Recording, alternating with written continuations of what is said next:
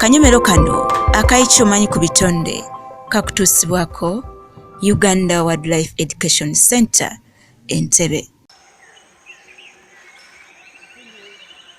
Ebyo bye bimu ku bifaananyi bye twekubye oluvannyuma lw'okusinkana ekinyonyi kino anti kya njawulo ku ebyo bye nnaakalaba era mwattu ebifaananyi mbitwala ng'ekijjukizo. Ekinyonyi kino kiyitibwa Bbulwe wabula mu lufuutifuuti Shoebill. Bbulwe enfaanana ye naddala omumwa gutiisa anti si kyangu kukisembeera nga gwe mulundi gwe ogusoose.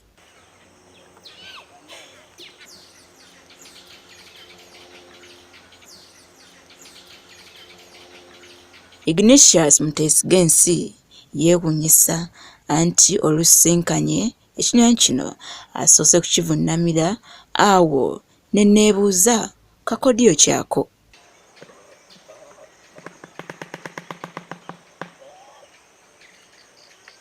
Amaka g'ekinyonyi kino kati bo ojja mu maka gaakyo kitera okukola sound eyo papa nga kikozesa biiki yaakyo.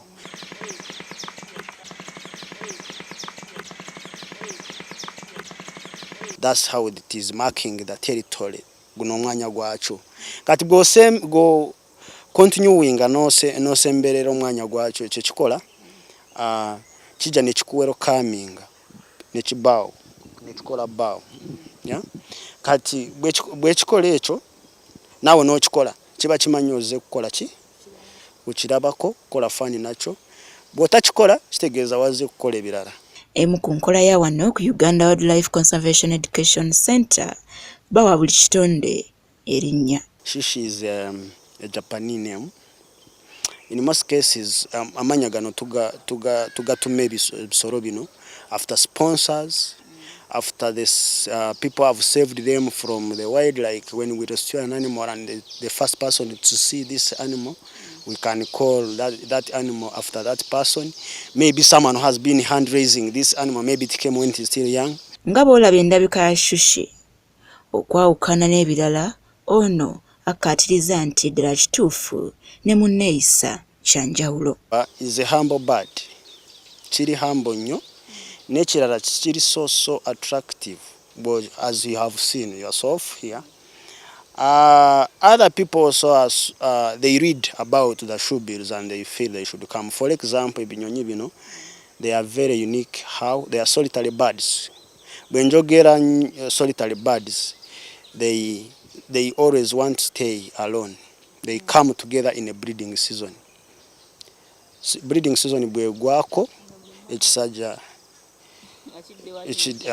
kiddo waakyo n'ekikazi n'ekiddo waakyo. Bbulwe awoomerwa nnyo ebintu ng'ebyennyanja. Muteesigensi mweraliikirivu olw'ebinyonyi nga bino okugenda nga bikendeera. Bbulwe eno y'olaba omu zoo tulina 5. Kiri unique nnyo. Mu Bulaaya tosobola kifuna kisanga mu Africa yokka ne mu Africa kibeera mu countries 7. Uganda erirako okubeera n'ebinyonyi bino. Ekinyonyi kino kirala kiyitibwa Shoebill wabula nga mu Luganda osobola okukiyita Bbulwe. Bategeeza nti kigonvu era osobola okukitendeka ekintu kyonna kyoyagala nga bw'olabye nga omutendesi waakyo omukuumi w'ebisolo wano Ignatius awunzika omutwe wansi era nakyo kibadde kirina oguwunzika kubanga baakitendeka era y'emu ku nkola gye kikola singa kibeera kikwaniriza. Ebyo by'osaanye okumanya ku Bbulwe. Lutana Lukenge, Delta TV, Amasukulu. Akanyomero kano Ky'Omanyi ku bitonde kabadde kakutuusibwako Uganda Wildlife Education Center Entebbe.